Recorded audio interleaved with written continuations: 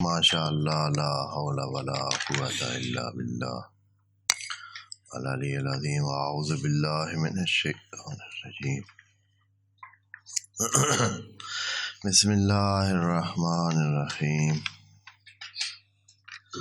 الحمد للہ وکفی والصلاة والسلام علی عبادہ الذین اصطفی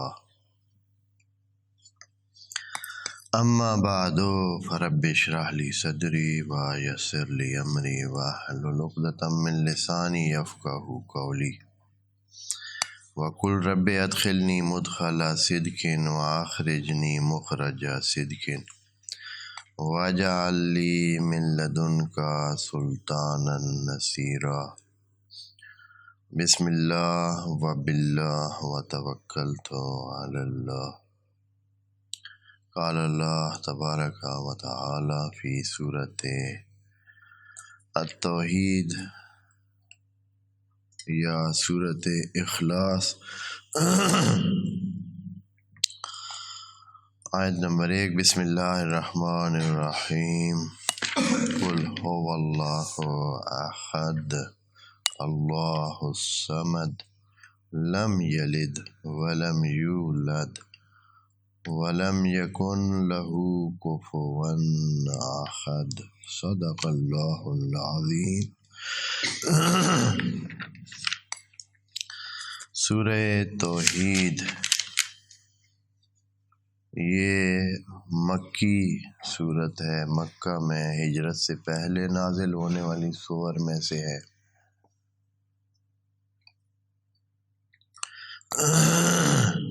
بہت ہی مختصر سی صورت ہے۔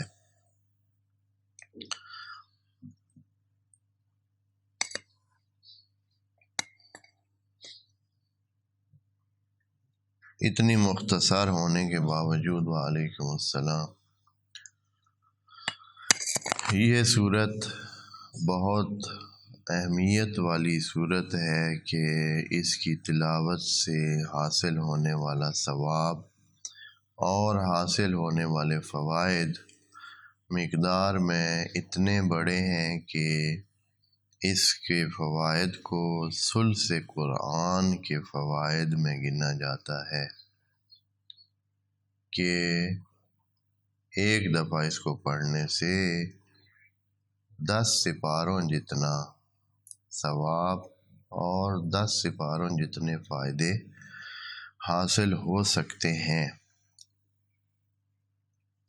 اس طرح اب اس کے ہم پہلے وہ ثوابی فوائد ذکر کر دیتے ہیں جو کہ کافی سارے ہیں۔ ہم کوشش کریں گے کہ احاطہ کر لیں ان کو اور ذکر کر دیں ان کا، تاکہ اس مبارکہ صورت سے جو مومنین جو سننے والے استفادہ کرنا چاہتے ہیں وہ کر لیں۔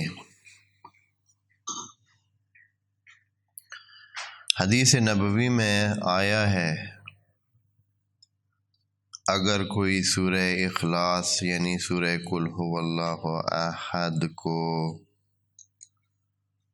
پڑھے تو اس کو 1/3 قرآن ختم کرنے کا ثواب ملے گا،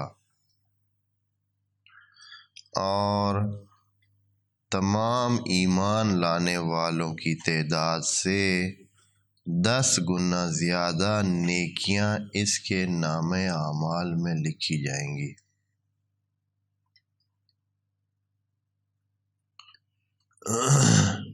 ایک دفعہ حضور نے بیٹھے ہوئے صحابہ سے پوچھا کہ رات کو سونے سے پہلے 1/3 ختم قرآن کر کے سویا کریں،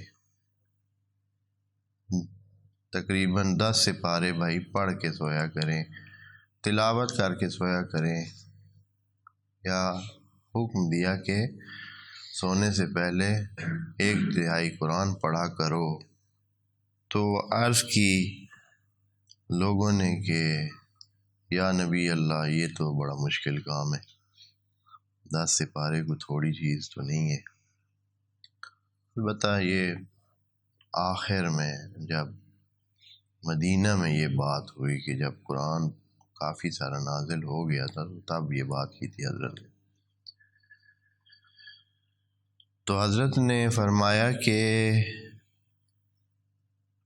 1/3 قرآن ختم کرنے کے لیے آپ کو زیادہ ضرورت نہیں ہے پڑھنے کی، بس سورہ قل ہو اللہ احد کو 1 دفعہ پڑھ لیا کریں تو آپ کو 1/3 ختم قرآن کا ثواب مل جائے گا۔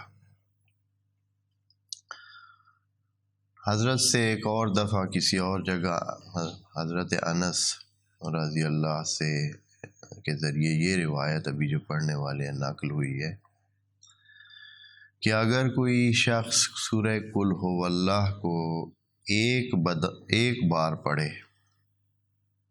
البتہ یہ جان لیں یہ چیزیں جب بتاتے ہیں تو اس کو یوں نہ سمجھیں کہ بس کھڑے کھڑے ایسے ہی ادھر سے 10 جھوٹ بول رہا ہے، ادھر سے 10 غیبتیں کر رہا ہے، ادھر سے 10 چغلیاں اور ادھر کی ادھر اور بیہودہ باتیں 100 کر کے آپ جو ہے نا وہ 1 دفعہ قل ہو اللہ پڑھ رہا ہے اور اس سے پھر وہ اثر ملے گا۔ ایٹ لیسٹ زبان کی پاکیزگی کم از کم سورت کے پڑھنے کے مراحل میں برقرار ہو، اور تب خدا کے فضل سے باذن اللہ اس کو یہ چیزیں حاصل ہو سکتی ہیں۔ جو شخص سورہ قل ہو اللہ کو 1 دفعہ پڑھے تو خود اس پر اللہ کی طرف سے برکت نازل ہوگی۔ اگر کوئی 2 مرتبہ پڑھے تو اس پر اور اس کے اہل پر، خاندان پر اللہ کی برکت اور رحمت نازل ہوگی۔ اگر کوئی 3 دفعہ پڑھے تو اس پر اور اس کے ہمسایوں پر اللہ کی طرف سے برکت نازل ہوگی۔ اگر کوئی شخص سورہ قل ہو اللہ کو 12 مرتبہ پڑھے، 12 مرتبہ پڑھ لے اور اسی نیت سے پڑھے جو حضور کی حدیث میں ذکر ہے، تو اس کے لیے جنت میں 12 محل تعمیر ہوں گے۔ 12 مرتبہ سورہ پڑھے تو 12 محل اس کے لیے تعمیر ہوں گے، اور کرامن کاتبین جو فرشتے انسان کے کندھوں پہ، مومنین کے کندھوں پہ دائیں بائیں بیٹھے ہیں، وعلیکم السلام، وہ فرشتے آپس میں بات کرتے ہوئے یہ کہتے دیکھے جائیں گے کہ وہ کہہ رہے ہیں کہ چلیں بھائی دیکھتے ہیں بھیا کے محل جنت میں بنے ہوئے ہیں، دیکھ کے آتے ہیں۔ ہاں جی، لکھا ہوا ہے کاتبین ایک دوسرے کو کہتے ہیں کہ چلو اپنے بھائی کے جنتی محلوں کو دیکھ کر آتے۔ اگر کوئی بندہ سورہ اخلاص کو، سورہ قل ہو اللہ کو 100 دفعہ پڑھے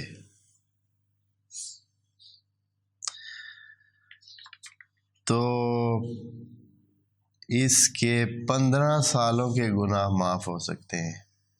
100 دفعہ قل ہو اللہ پڑھے، لیکن شرط یہ ہے، یہاں ادھر شرط بھی حضرت نے ذکر کر دیا۔ ویسے عام طور پر شرائط ہوتی ہیں لیکن ذکر نہیں ہوتی۔ شرط یہ ہے کہ حقوق مالی قتل ان میں شامل نہ ہو، یعنی لوگوں کے مالی حقوق، کسی کا قرضہ دینا ہے، کسی سے پیسہ لوٹا ہوا ہے، کسی سے دھوکہ دے کر پیسہ لیا ہوا ہے، تو یہ نہیں معاف ہوں گے، یا کسی کا قتل کیا ہوا ہے یا قتل میں شامل ہوا ہے تو یہ معاف نہیں ہوں گے۔ لیکن اس سے ہٹ کر اگر کوئی گناہ ہیں چھوٹے موٹے تو وہ 15 سال کے، یا بہرحال یہاں لکھا ہوا ہے، ہو سکتا ہے یہ 25 ہو، کیونکہ لکھنا اتنا کمزور ہے کہ 15 بھی پڑھا جا سکتا ہے اور 25 بھی ہے، تو ممکن ہے 25 سال بھی ہو، کیونکہ اس کے بعد جو ہے اس سے بھی زیادہ ہے۔ تو یہ تو تھا کہ کب کتنی مرتبہ پڑھے، 100 مرتبہ کوئی سورہ قل ہو اللہ کو پڑھے۔ اگر کوئی بندہ محنت کرتا ہے اور اس سورت کو 400 مرتبہ پڑھتا ہے، وعلیکم السلام، 400 مرتبہ سورہ قل ہو اللہ کو پاکیزگی کی حالت میں اس نیت کے ساتھ پڑھتا ہے تو اس کے 400 برس کے گناہ معاف ہوں گے۔ کتنے؟ 400 برس کے۔ ہاں جی، 400 برس بھی بندہ جیتا ہے؟ ہاں، آپ تو ممکن ہے کوئی آپ میں سے بہت ذہین فتین بندہ کہے کہ ہمارے تو بس یہی 80-90 سال والے ہی معاف ہو جائیں، ہمیں تو یہی بہت ہے۔ ہاں جی، 400 سال ہم نے کون سا جینا ہے؟ لیکن دوستو، بعض لوگوں کے گناہوں میں 400 سال کے گناہ بھی ہوتے ہیں۔ اگر کسی نے آج سے 5 صدیاں پہلے ایک بری بنیاد رکھی، ایک خراب چیز کی بنیاد رکھی، اور لوگ اس غلط بنیاد پہ چلتے رہے اور غلط راستے پہ چلتے رہے، تو اس دن سے اس بندے کے گناہ شروع ہو جاتے ہیں، اور جب تک وہ ہے رہتی دنیا تک، جب تک وہ غلطیاں خرابیاں ہوتی رہیں گی تو گناہ اس کی فائل میں درج ہوتے رہیں گے۔ اس لیے 400 برس کے گناہ بھی ہو سکتے ہیں۔ اس لیے وعلیکم السلام، اگر کوئی 400 مرتبہ سورہ قل ہو اللہ کو پڑھے تو اس کے 400 سال کے گناہ معاف ہو سکتے ہیں۔ البتہ پھر وہی شرط اس میں موجود ہے کہ کسی کا کوئی حقوق الناس اور قتل وغیرہ اس میں شامل نہ ہو، تو مالی مسئلہ نہ ہو۔ تو اگر کوئی یہ چاہتا ہے کہ اپنا مکان، اپنی جگہ، اپنا ٹھکانہ جنت میں اسی دنیا میں ہی دیکھے، ہیں جی، کوئی ہے نا شوقین کہ اس دنیا میں ہی خواب میں کسی طریقے سے اس کو جنت میں اس کا ٹھکانہ جگہ دکھائی جائے، مأوا جسے کہتے ہیں، اس کا ٹھکانہ، تو اس کو چاہیے کہ اس سورت کو 1000 مرتبہ پڑھے۔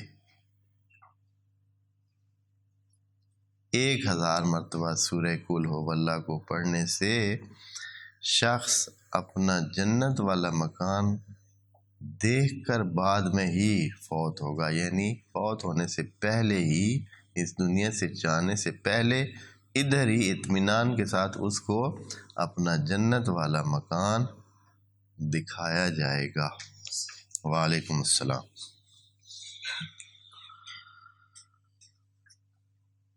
اب ایک اور عمل بتاتے ہیں، یہ عمل بھی عام طور پر لوگوں کو بہت ضرورت ہوتا ہے۔ بڑے لوگ تنگی کا اظہار کرتے ہیں، اور یعنی مالی تنگی کا اظہار بہت زیادہ ہے ہمارے یعنی معاشرے میں، انسانی معاشرے میں پہلے دن سے ہی رزق کا مسئلہ یہ چلتا آ رہا ہے، اور ہر کسی کو یہ شکایت ہے۔ جن کے پاس 100 ہے ان کو بھی شکایت ہے، جن کے پاس 1000 ہے ان کو بھی شکایت ہے، جن کے پاس لاکھ ہے ان کو بھی شکایت ہے۔ اگر کوئی عرب والا ہے تو بیچارہ وہ بھی ابھی ضرورت مند ہے، کچھ اور ابھی اس کو بھی چاہیے ہے۔ تو بہرحال یہ ایک ایسی، جیسے امیر المومنین نے فرمایا کہ یہ دنیا جس میں یہ مالی حصہ بہت زیادہ اہمیت رکھتا ہے، یہ کھاری پانی کی طرح ہے، سمندری پانی کی طرح ہے کہ جتنا پیتے جاؤ اتنی پیاس بڑھتی جاتی ہے۔ یہ نہیں کہ پینے سے بھئی آپ کو یہ پیاس کم ہوگی اور ختم ہو جائے گی، نہیں، بڑھتا گیا مرض جوں جوں دوا کی، جوں جوں زیادہ اس سے انوال ہوتے جائیں گے، آپ کو اس کی جو ٹھڑک ہے، اس کی جو چاہت ہے وہ بھی بڑھتی جائے گی، اور آپ زیادہ سے زیادہ دنیا چاہیں گے۔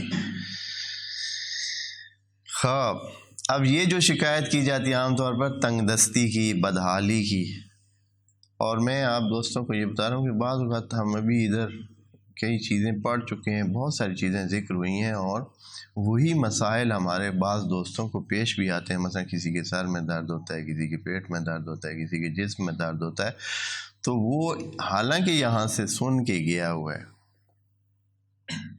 حالانکہ اس کو یہ چیزیں ادھر ابھی سنتا ہے، لیکن اس نے وہ سیدھا جو اجازت لے رہا ہے کہ میں ڈاکٹر سے ہوا ہوں کہ بھائی میرے سر میں درد ہے، میرے پاؤں میں درد ہے، میرے پیٹ. ادھر تو اس کو بالکل کچھ نظر آتا ہی نہیں ہے.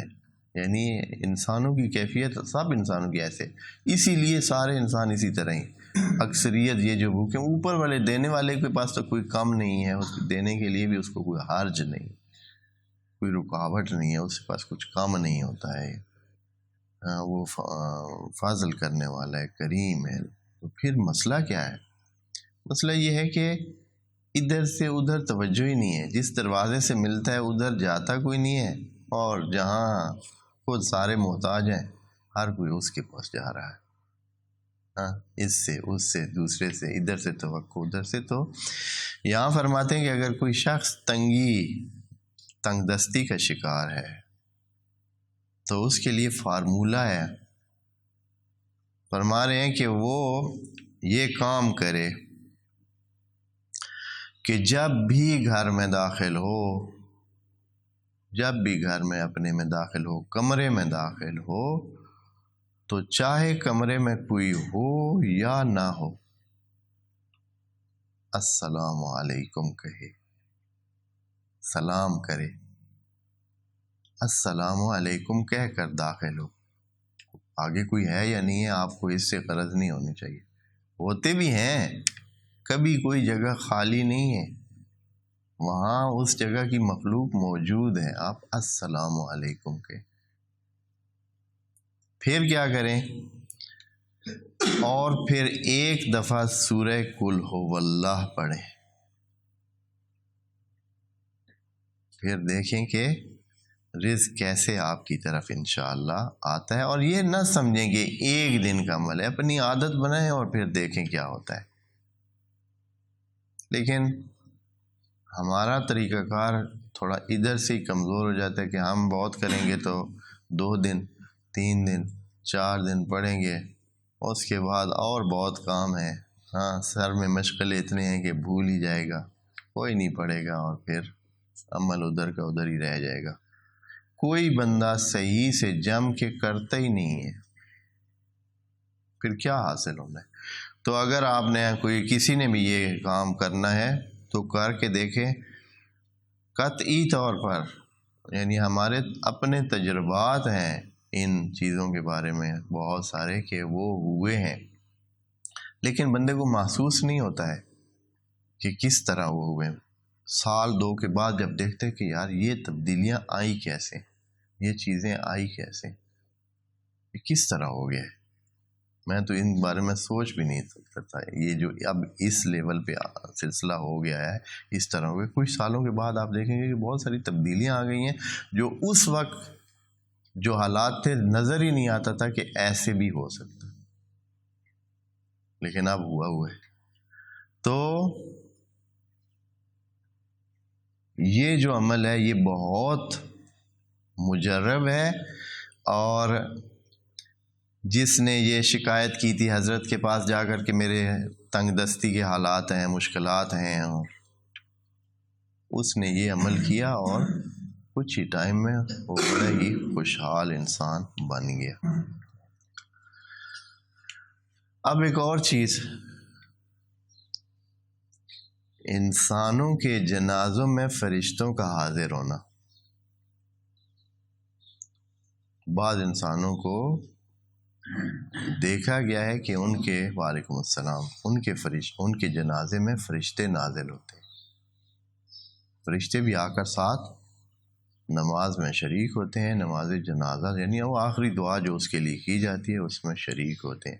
خود پیغمبر کے زمانے میں بہت مشہور معروف واقعہ ہے، اور سب نے متفقن علیہ، تمام مسلمین نے اس بات کو نقل کیا ہے کہ معاذ ابن جبل جب فوت ہوا، معاذ ابن جبل صحابی رسول تھے، فوت ہوئے تو حضرت نے جنازے کا اعلان کیا تو اس وقت دیکھا گیا کہ حضرت نبی جو ہے وہ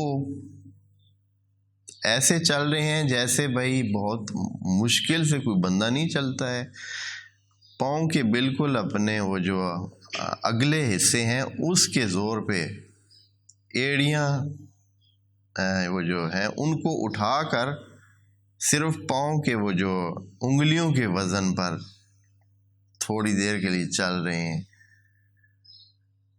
تو حضرت کو سے پوچھا گیا کہ کیا مسئلہ ہے، کیوں آپ اس طرح؟ حضرت نے فرمایا کہ فرشتوں کی تعداد اتنی زیادہ ہے، اتنی بھیڑ ہے اس جنازے میں، آپ لوگوں کو پتہ نہیں چلتا ہے، لیکن مجھے یعنی میرے لیے اس بھیڑ میں اس طرح سیدھا چلنا، پاؤں پورے رکھ کے چلنا مشکل ہو رہا ہے، اتنے فرشتے اس جنازے میں آئے ہوئے۔ تو بعد میں حضرت سے سوال حضرت نے خود پوچھا حضرت جبرائیل سے کہ مسئلہ کیا تھا کہ معاذ ابن جبل کے جنازے میں اتنے، ویسے ہے حدیث میں یا روایت میں کہ 70,000 یا اس سے زیادہ فرشتہ آیا ہوا تھا، پر تعداد اس کی ممکن ہے زیادہ یا کم ہو۔ تو حضرت نے پوچھا حضرت جبرائیل سے کہ اس کے جنازے میں، معاذ ابن جبل کے جنازے میں اتنے فرشتوں کی آمد کا کیا سلسلہ تھا، کس لیے اتنے آگے؟ تو حضرت جبرائیل نے جواب میں کہا کہ یہ بندہ اٹھتے بیٹھتے سورہ قل ہو اللہ پڑھتا تھا، اٹھتے بیٹھتے آتے جاتے اس کی زبان پہ جاری تھا سورہ قل ہو اللہ احد۔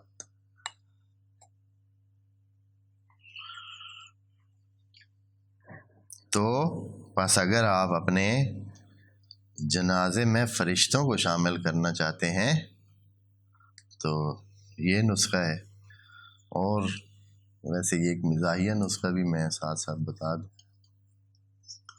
کہ اگر کوئی بندہ اپنے جنازے میں سیاسیوں کو داخل کرنا چاہتا ہے تو ووٹوں والے دنوں میں فوت ہو، کوئی یہ چاہے کہ سارے سیاسی اس کے جنازے میں آئیں تو ووٹ والے دنوں میں جن دنوں میں ووٹ ہو رہے ہوں تو ان دنوں میں فوتگی کا اعلان اپنا کروائے، سارے سیاسی اس کے جنازے میں آ جائیں گے۔ تو بہرحال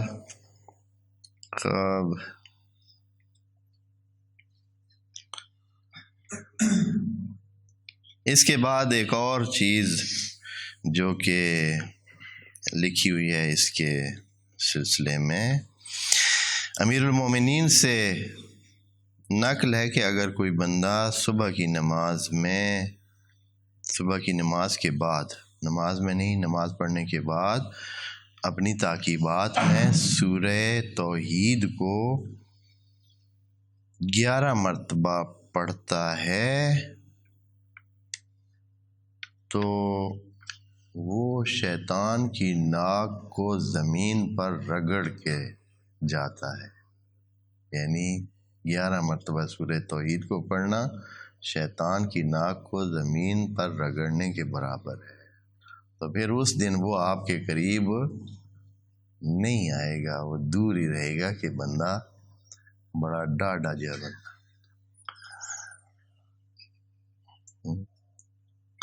اور اس کا طریقہ کار سورہ قل ہو اللہ میں ہے کہ اگر کہیں ڈر اور خوف کسی جبار کے پاس، کسی سخت بندے کے پاس، کسی ایسے کے پاس جو ظالم حکمران ہے اس کے پاس آپ جاتے ہیں تو آپ اپنے آس پاس میں جاتے ہوئے اپنے آگے ایک دفعہ پڑھیں، اپنے دائیں، اپنے بائیں، اپنے پیچھے طرف ایک دفعہ سورہ قل ہو اللہ پڑھیں، یعنی چاروں طرف سورہ قل ہو اللہ پڑھیں گے تو انشاءاللہ اس جابر ظالم حکمران کے ظلم اور جبر سے محفوظ رہیں گے۔ اگر آپ کسی مشکل حالت میں پھنس گئے ہیں اور ڈر ہے کہ کوئی آپ کو کوئی بندہ نقصان پہنچائے، کوئی ظالم، کوئی ڈاکو، کوئی چور. ہاں، تو آپ کیا کریں اس وقت جب اس کے سامنے یا کہیں سامنے مطلب ہے اس وقت سے صورتحال میں ہے، تو 3 دفعہ سورہ توحید کو پڑھیں اور اپنے بائیں ہاتھ جو کہ آپ نے کھلا رکھا ہوا تھا اس کو ایسے بند کر لیں، اس کی انگلیاں بند کر لیں. 3 دفعہ سورہ قل ہو اللہ پڑھ کر انگلیاں ایسے بند کر لیں، اور آپ یقین کر لیں کہ آپ اس صورتحال سے، اس مشکل صورتحال سے آرام سے نکل جائیں گے، اور اس خطرے سے، جس خطرے میں آپ پھنسے ہوئے تھے، اس سے نکل جائیں گے.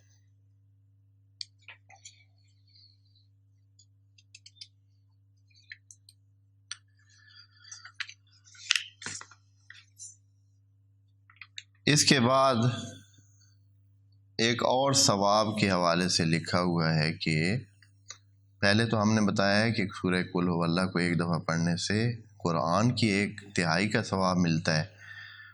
اب اس روایت میں جو امام جعفر صادق علیہ السلام سے ہے کہ اگر کوئی سورہ قل ہو اللہ کو 1 دفعہ پڑھتا ہے تو 4 آسمانی کتابوں کی 1/3 پڑھنے کا ثواب اس کو مل سکتا ہے. قرآن سے پہلے تورات، زبور، انجیل نازل ہوئی ہیں، اور چوتھا قرآن، تو 4 آسمانی کتابوں کا 1/4 کا ثواب اس کو مل سکتا ہے.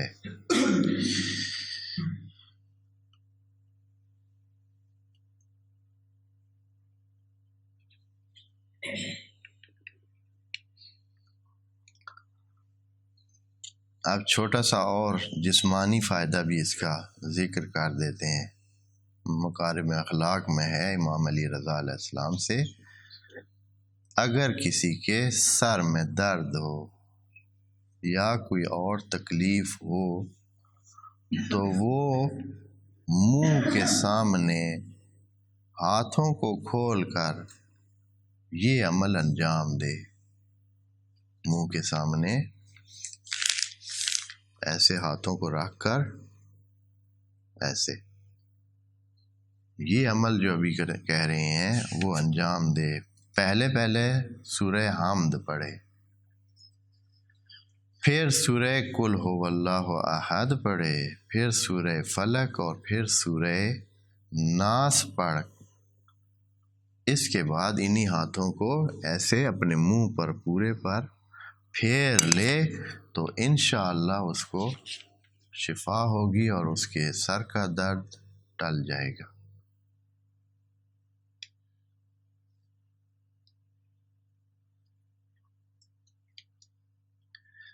اگر کوئی بندہ قبرستان کے ساتھ سے گزر رہا ہو،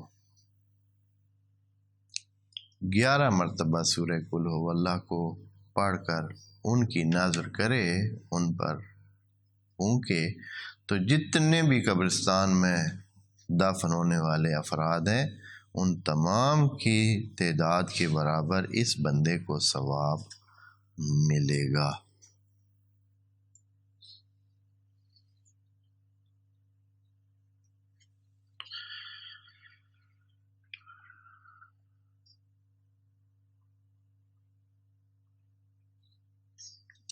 ظاہراً یہاں لکھا ہوا ہے کہ اس صورت کے پڑھنے کے اور بہت سارے ثواب اور بہت سارے فوائد ہیں. یقیناً جب اس کو دوسری صور کے ساتھ تلفیق کیا جاتا ہے، یعنی جوڑا جاتا ہے، تو پھر بہت سارے دوسرے فوائد بھی حاصل کیے جا سکتے ہیں، جو کہ ہمارا موضوع یہاں اتنا ہی ہے جتنا ہم نے عرض کر دیا ہے، کیونکہ وہ دوسرے سلسلوں کے. اب آتے ہیں سورہ قل ہو اللہ کے معنی کی طرف اور تشریح کی طرف. تو بہت مختصر سی صورت ہے، لیکن بات جو اس میں کی گئی ہے وہ بہت یعنی مرکزی بات ہے، ہمارے اعتقاد کا جو مرکزی اصل ہے. اگر صحیح طور پر دیکھا جائے تو اصول دین ایک ہے اور بس، اور وہ کیا ہے؟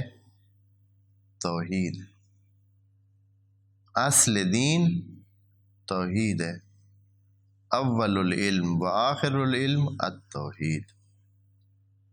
توحید میں سے ہی پھر رسالت اور قیامت، وہ اس توحید کا کیا ہے؟ مخلوقات ہیں، اس توحید کا حصہ ہے، اس توحید کے ضمن میں آ جاتی ہیں۔ تو اصل دین جو ہے وہ توحید ہے۔ یہ صورت بھی مین اور مرکزی طور پر توحید پر ہی اس کا فوکس ہے اور خدا کی وحدانیت کا ذکر ہے۔ اس وقت رواج تھا، عام طور پر عربوں میں کیا ہوتا ہے، اب عربوں میں رواج ہوتا ہے کہ وہ کسی کی شناخت اس کے والد یا اس کی جو لڑی ہے اس سے کرتے ہیں، قبیلے سے کرتے ہیں، والد سے اور اس کے دادا کی پہچان سے یا اس کے آس پاس والوں سے یا اس کے بیٹے سے۔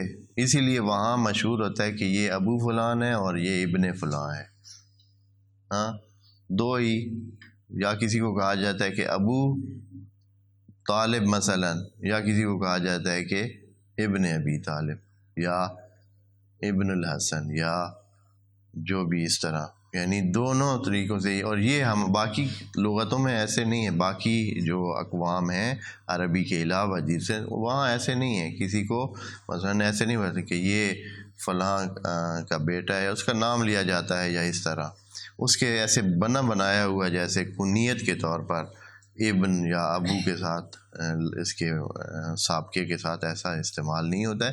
لیکن عربوں میں تو عرب سادہ بھی ہوتے تھے اور کچھ بہت سیانے بھی ہوتے تھے۔ تو کسی نے آ کر حضرت سے پوچھا کہ جس خدا کی اے نبی آپ بات کرتے ہیں اس کا ذرا نسب تو بتائیں، ہے کون یہ؟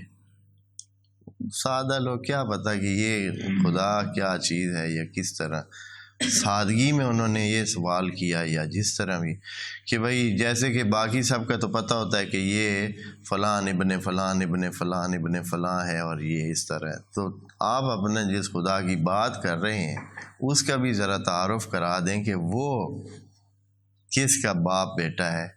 اس قسم کا سوال کیا، پوچھا کسی نے، تو حضرت نے خود سے جواب دینا نہ چاہا تاکہ اس میں ایک باقاعدہ اور جیسے پیٹنٹ آج کی زبان میں کہتے ہیں جیسے فکس جواب ہو، ایک پکا پیڈا قانونی جواب۔ تو حضرت نے کہا ہے کہ میں بتاؤں گا آپ۔ تو ایک دن کے بعد یا 2 دن کے بعد، یہاں بعض میں 3 دن میں لکھا ہے کہ 2-3 دن کے بعد یہ صورت نازل ہوئی کہ اے نبی ان کو یہ بتا دے۔ کیا کہا؟ یہ جواب آیا اوپر سے، بسم اللہ الرحمن الرحیم، قل اے نبی ان کو بتا دے، ہوا وہ جس کا آپ پوچھ رہے ہیں نا اور جس کی میں بات کرتا ہوں آپ کے سامنے، اللہ ہے، ہوا اللہ، وہ اللہ ہے۔ اچھا ابھی بھی کوئی سمجھ تو صحیح نہیں آئی، اللہ ہے وہ تو پہلے بھی آپ بتاتے رہتے، پھر کہا کہ ہاں اللہ ہے لیکن وہ احد ہے، وہ یکتا ہے، البیلا ہے، یعنی اس کا دوسرا نہیں ہے، بس وہ لیس کمثلہ شیء۔ احد کا مطلب ہوتا ہے بس ایک ہی، 2 نہیں ہے۔ اچھا یہاں ایک اور بات آپ دوستوں کو، خدا ایک اکیلا ہے اور اس کا دوسرا نہیں ہے، ٹھیک ہے، لیکن اگر تھوڑی سی آپ توجہ کریں، تھوڑے سا ذہن کو باریک بنائیں تو دیکھیں گے کہ ہر چیز ہی ایک ہے، کوئی چیز 2 ہے ہی نہیں۔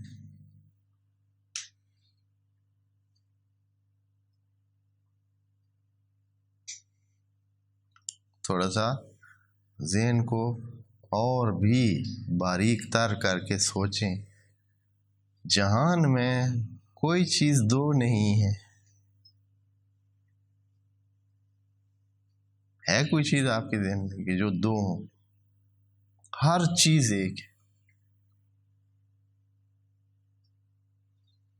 مثال کے طور پر یہ کتاب ہے نا، یہ 14 نمبر جلد ہے، ہاں، تو یہ اور اس کے ساتھ دوسری بھی 14 نمبر جلد ہوگی، ہو سکتی ہے، یہ اور وہ دو ہوں گی یا ایک ہوگی؟ یعنی آپ کہہ سکتے ہیں کہ یہ وہی ہے، یا اس کی اپنی حیثیت ہے، اس کی اپنی حیثیت ہے، ایک جیسی تو ہیں، ایک جیسی تو ہیں، لیکن ایک تو نہیں ہے نا۔ کوئی بھی چیز لے لیں، کوئی بھی چیز،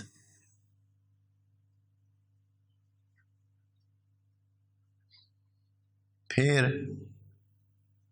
اس لیے خدا کریم نے دوسری جگہ وہ وضاحت دی، لیس کمثلہ شیء، یہ جو آپ کے پاس ہے نا، یہ ان کی مثل ہے، اس کتاب کے ساتھ مثل ہے، ایک جیسی ہیں، پتہ بھی نہیں چلا سکتے ہیں۔ بعض چیزیں اتنی ایک جیسی ہوتی ہیں کہ آپ کسی طرح، آج کل جو مشینوں میں بننے والی چیزیں ہیں وہ اتنی مثل ہیں ایک دوسرے کے کہ آپ شناخت کرنا ہی آپ کے لیے ناممکن ہے، کہہ سکتے ہیں عام حالات میں، اتنی یکساں ایک جیسا ہونا ہے ان کا، لیکن ان کی مثل ہے، وہ ایک نہیں ہے۔ لیکن خدا کریم ایک ایسی ذات ہے جس کی کوئی مثل نہیں ہے، وہ اس طرح کا احد ہے، وہ اس طرح کا احد ہے جس کی کوئی مثل بھی نہیں ہے۔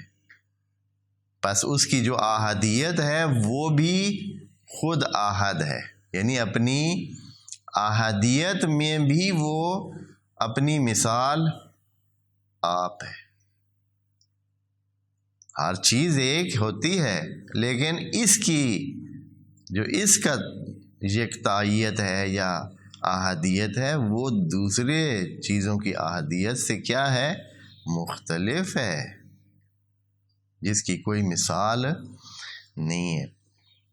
اچھا، تھوڑا سا وضاحت کریں بھائی، ابھی بھی سمجھ صحیح نہیں آئی تو کہا اللہ الصمد۔ اگر ایک لفظ میں کہا جائے، ایک لفظ میں، تو اللہ صمد ہے۔ صمد کے بہت سارے معنی لکھے ہوئے ہیں جو کہ لازم معنی ہے، معنی ایک ہی ہے لیکن اس کے لازم معنی بہت سارے ہیں۔ صمد یعنی وہ چیز جو جس میں کوئی نقص نہیں ہے، جس میں بے نیازی محض ہے، جو ہر چیز سے بے نیاز ہے، غیر محتاج ہے اور پورا ہے۔ آپ ایسے لے لیں جیسے کوئی ٹھوس پتھر ہو اور کوئی اس میں تھوڑا سا بھی جو ہے نا، وہ چھوٹا سا بھی اس میں گڑھا یا ڈنٹ یا کوئی بھی ایسے نہ ہو، بالکل فکس اور بہت ہی پیڈا کسی قسم کا اس میں نہ، اس کو کہتے ہیں صمد۔ صمود کہتے ہیں سختی اور پیڑے پن اور اس طرح۔ تو خدا کریم ایسی چیز ہے، ایسا وجود ہے جس میں کوئی نقص نہیں ہے، ہر اچھائی موجود ہے۔ بس تمام صفات بھی اس میں آ جاتی ہیں، چاہے صفات ذات ہیں، چاہے صفات افعال ہیں، یا جو بھی ہیں، جتنی بھی اس کی صفات ہیں وہ ساری ذات کے ساتھ باقی بھی آ جاتی ہیں۔ تو یہ توحید کے 4-5 مراحل جو ہے وہ سارے ہی آ جاتے ہیں اس میں۔ اب آتے ہیں تو خدا ایک ہے، واحد ہے۔ توحید کی جو قسمیں بیان ہوئی ہیں، سمجھانے کے لیے عرض کرتا ہوں، ہم انسانوں سے توحید کا ایک مرحلہ مانگا گیا کیونکہ عمومی ہے، یعنی عام انسانوں کی سمجھ سے ہی بالا تر ہے خدا کی توحید کے باقی مراحل۔ بہت محنت چاہتے ہیں اور بہت ہی علم چاہیے کہ کوئی خدا کی توحید کے سارے مرحلے سمجھ سکے۔ انسانوں سے جو بالکل نچلا سطح کا جو توحید کا مرحلہ ہے وہ سمجھنے کو اور ماننے کو کہا گیا ہے۔ توحید کے جو مراحل ذکر ہوئے ہیں اس میں توحید ذات ہے کہ اس کی ذات جڑی ہوئی نہیں ہے، کچھ چیزوں کو ملا کر نہیں جڑی ہوئی ہے، بس ایک ہی ہے، ایک ہی وجود ہے۔ جیسے آپ دیکھتے ہیں نا، بعض چیزیں ہوتی ہیں مختلف چیزوں کو جوڑ کر بنایا جاتا ہے، بعض ابھی جدید مشینوں میں بعض چیزیں پوری کی پوری اسی طرح ہی ہوتی ہے، اس میں جوڑ نہیں ہوتا ہے، جوڑ لگ کر نہیں بنتی ہیں بلکہ ڈائریکٹ پوری۔ مثال کے طور پر لکڑی کی جو کرسیاں بنائی جاتی ہیں، مثال سمجھانے کے لیے کہہ رہا ہوں، لکڑی کی کرسیاں بنائی جاتی ہیں تو اس میں علیحدہ ایک ہے، اس کے پائے علیحدہ بنائے جاتے ہیں، اس کی جو ہوتے ہیں یہ جو بازو یا یہ چیزیں یا ٹیک والی جگہ، یہ ساری علیحدہ جوڑ کے ایک کرسی کی شکل دی جاتی ہے۔ آج کل پلاسٹک میں ایسی کرسیاں آ رہی ہیں جو پوری کی پوری کرسی جو ہے وہ اول سے آخر تک بغیر جوڑ کے لگتا ہے کہ ایسے پوری ہی بنی ہوئی ہے، اس میں کوئی چیز ایسے جڑ کے نہیں، پورے اس میں سے نہ اس کا جو انہوں نے بنایا ہوتا ہے فریم یا جو چیز جس میں ڈھانچہ تھا سانچہ، اس میں پورے کے پورے ہی وہ بن گیا، تو اس میں جوڑ نہیں ہوتا۔ اب یوں سمجھیں کہ خدا کریم کی جو ذات ہے وہ ایک ہی ہے، اس میں کوئی کسی چیزیں جڑ کر وہ نہیں بنی ہوئی، ایک کی ایک ہے، یعنی اس کے کوئی اجزاء نہیں ہے کہ وہ ان اجزاء کی محتاج ہو، ٹھیک ہے، وہ ایک ہی ہے، اول سے آخر تک ایک ہے۔ اگر آپ نے اس چیز کو سمجھنا ہے تو آپ اپنے روح کو دیکھ لیں، یہ چیزیں سمجھنے کے لیے روح کو دیکھ لیں، آپ کا روح آپ کے اندر موجود ہے اور اس کے اجزاء نہیں ہیں، سمجھنے کے لیے کہہ رہا ہوں، ہر جگہ موجود ہے اور روح کی کاروائی بھی ہر قسم کی ہے، لیکن اس کے اجزاء نہیں ہیں۔ کس قسم کا وجود ہے سمجھنے کے لیے کہہ رہا ہوں کہ آپ اس کو پا بھی نہیں سکتے ہیں، ڈھونڈ بھی نہیں سکتے ہیں، لیکن ہے بھی صحیح اور اس کے اجزاء بھی نہیں ہے، ایک اس قسم کی اس کا وجود، چونکہ یہ اس کی طرف سے دیا ہوا ہے۔ دوسرا نمبر توحید کا یہ آتا ہے کہ اس کی صفات جو ہیں وہ واحد فی الصفات ہے، احد ہے اپنی صفات میں بھی، یعنی یہ ہے کہ اس کے دو معنی ہو سکتے ہیں صفات میں نے کہا نا یہ مراحل بہت مشکل ہیں ذات الہ کو۔ اب ہم صرف اسی طرح منفی حالت میں بات کر سکتے ہیں، منفی بات کرنا یعنی ہم یہ کہہ سکتے ہیں کہ وہ اجزاء پہ مشتمل نہیں ہے، لیکن وہ کیا ہے یہ کسی کو نہیں پتہ۔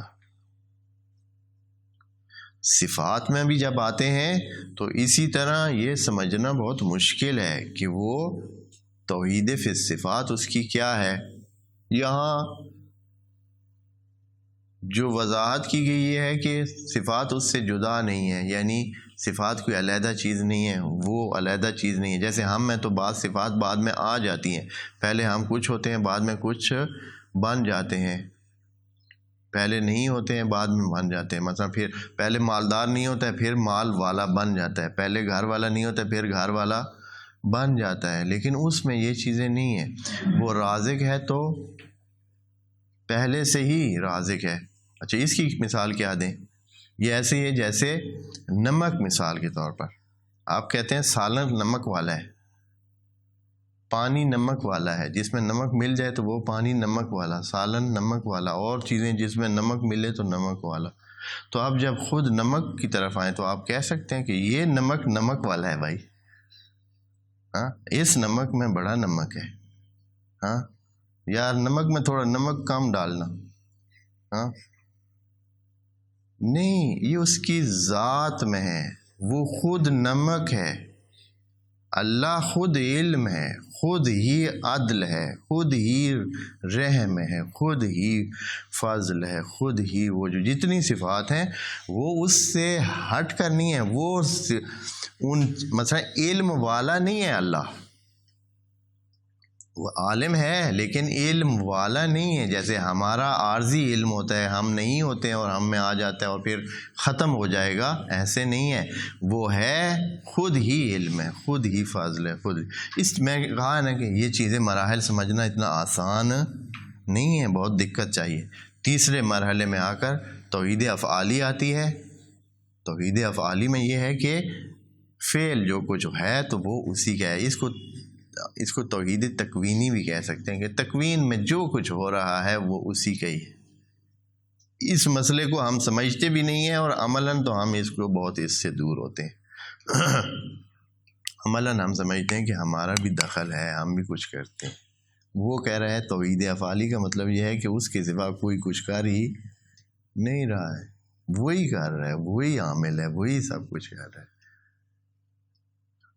چوتھے مرحلے میں توحید ربوبیت ہے کہ جو چلا رہا ہے وہ کون ہے. اللہ کہتا ہے چلا بھی میں رہا ہوں، آپ سمجھتے ہیں کہ آپ چلا رہے ہیں. نبی کو تو حضرت خدا نے کہہ دیا ہے کہ وما رمیت اذ رمیت، جو تو تیر چلا رہا ہے تو نہیں چلا رہا ہے، ولکن اللہ رما، وہ چلا رہا ہے، مینج وہ کر رہا ہے. تو جو کچھ چل رہا ہے اس جہان کی ربوبیت، پروردگاری، وہ صرف اس کے پاس ہے اور کسی کے پاس نہیں ہے. اور جو ہمیں دیا گیا مرحلہ ہے نا کہ بھائی اے انسانوں آپ اتنے سوچوں میں کیسے انجام دے سکتے ہیں، وہ ہے الوہیت کی توحید، یعنی معبود وہ ہے. اور ہمیں جو کہا گیا ہے کہ آپ اپنے مسلمان ہونے کا اقرار کریں تو وہ کہا گیا ہے کہ کہیں لا الہ الا اللہ، نہیں ہے معبود سوائے اس کے. معبود وہ ہے. یہ بالکل جو عوامی اور نچلا مرحلہ، عملی مرحلہ ہے، اس کا ہم سے اقرار لیا گیا ہے. اوپر والے مراحل ہر بندے کے بس کی بات نہیں ہے، اتنا سمجھنا ہی نہیں، ممکن ہی نہیں ہے کہ آدمی سمجھ سکے. اگر کوئی اس میں پڑھے، اگر علم کے مراحل اس کے پورے نہ ہوں تو وہ اپنا ایمان اور اپنا اعتقاد بھی کھو دینے کا اس کا خطرہ موجود ہے. کیونکہ اتنی باریک باتیں ہیں، اتنے سلسلے ہیں کہ ان کو سمجھنا آسان نہیں ہے. بہت سارے علم کے مراحل چاہیے، عقل کی تکمیل چاہیے، تب جا کر کوئی بندہ جو اوپر کے مراحل ہیں ان کو کچھ نہ کچھ سمجھ سکتا ہے. اس لیے عوام سے اور عام لوگوں سے اور تمام لوگوں سے صرف اتنا کہا گیا ہے کہ آپ اتنا مان لیں لا الہ الا اللہ، کہ معبود نہیں ہے اس کے سوا. باقی توحید کے مراحل کا اقرار نہیں مانگا گیا، اس لیے کہ سمجھ ہی نہیں ہے، ان کی اتنی آسانی سے سمجھ آتی ہی نہیں. اس کے لیے اچھی خاصی مقدماتی علوم پر دسترس چاہیے ہے، جو کہ ہر کسی کے بس کی بات نہیں ہے. آگے فرمایا کہ لم یلد ولم یولد، اے انسانوں آپ غلط فہمی میں نہ رہیں، وہ صمد ہے، وہ بے نیاز ہے. یہ جو بچے پیدا کرنا یا بچہ ہونا کسی کا، یہ انسانوں کی ضرورت ہے، اس کی ضرورت نہیں ہے. وہ لم یلد ولم یولد ہے. ایسا نہیں ہے کہ بھائی جیسے آپ انسان اپنی مجبوریوں اور اپنی ضرورتوں کے مطابق یہ چاہتے ہیں کہ آپ کی اولاد ہو، آپ کے سلسلے ہوں، آپ کا نام ہو، آپ نہیں. وہ الصمد ہے. صمد کو کسی چیز کی ضرورت نہیں ہے، سارے اس کے محتاج ہیں، وہ کسی کا محتاج نہیں ہے. اس لیے لم یلد، نہ اس نے جنا ہے، ولم یولد، نہ وہ کسی سے پیدا ہوا ہے، نہ وہ پیدا کرتا ہے.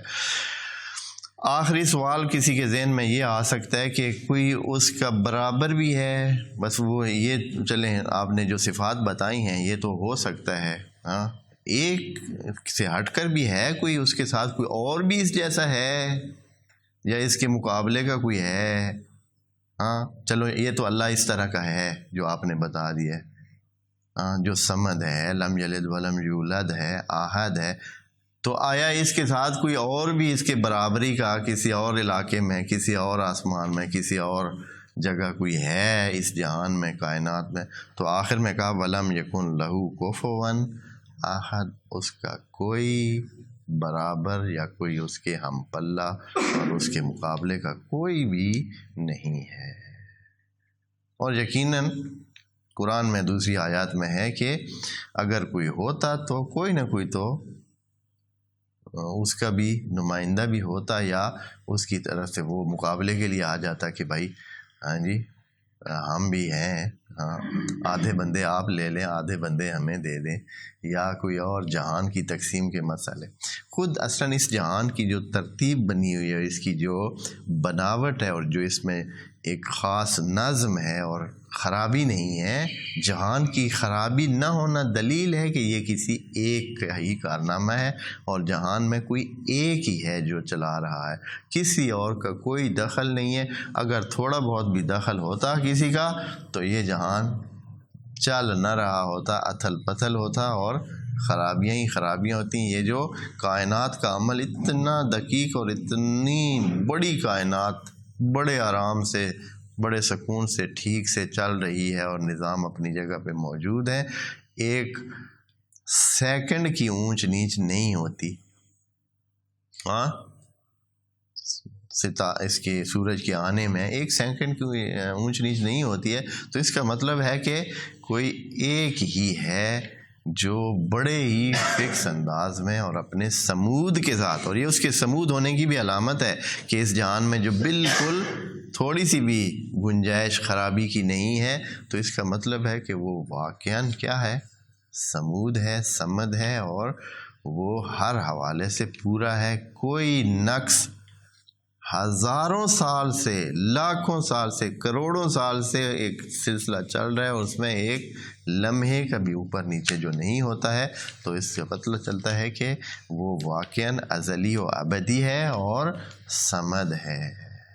خدا کریم ہمیں یہ توفیق دے کہ ہم خدا کی توحید کو مرحلہ بے مرحلہ سمجھ سکیں۔ والسلام علیکم ورحمۃ اللہ وبرکاتہ۔